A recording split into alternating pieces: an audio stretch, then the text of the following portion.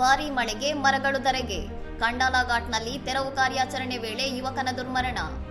ಮುಂಬೈ ಹಾಗೂ ಸುತ್ತಮುತ್ತಲಿನ ಪ್ರದೇಶಗಳಲ್ಲಿ ಕಳೆದ ಕೆಲವು ದಿನಗಳಿಂದ ಸುರಿಯುತ್ತಿರುವ ಭಾರೀ ಮಳೆಯಿಂದಾಗಿ ಮರಗಳು ಉರುಳಿ ಬೀಳುತ್ತಿದ್ದು, ಅಂಧೇರಿಯಲ್ಲಿ ವಾಹನ ಸವಾರನೊಬ್ಬ ಗಾಯಗೊಂಡರೆ ಕಂಡಾಲ ಘಾಟ್ನಲ್ಲಿ ಓರ್ವ ಯುವಕ ಮೃತಪಟ್ಟಿದ್ದಾನೆ. ಅಂಧೇರಿಯಲ್ಲಿ ನಿರಂತರ ಮಳೆಯಿಂದಾಗಿ ರಸ್ತೆಯ ಪಕ್ಕದ ದೊಡ್ಡ ಮರವೊಂದು ಹಠಾತ್ತನೆ ಉರುಳಿ ಬಿದ್ದ ಪರಿಣಾಮ ದ್ವಿಚಕ್ರ ವಾಹನ ಸವಾರನಿಗೆ ಗಾಯಗಳಾಗಿದ್ದು, ಅವರನ್ನು ಆಸ್ಪತ್ರೆಗೆ ದಾಖಲಿಸಲಾಗಿದೆ.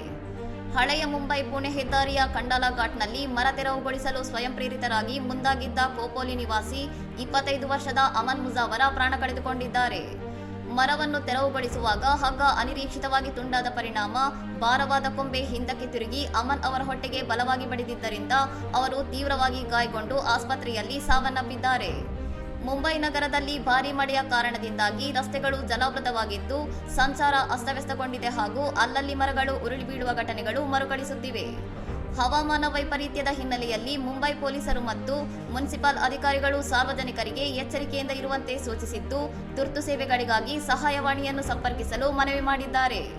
ಇನ್ನಷ್ಟು ಸುದ್ದಿಗಳಿಗಾಗಿ ನೋಡ್ತಾ ಇರಿ ಸೌರಂ ಟಿವಿ.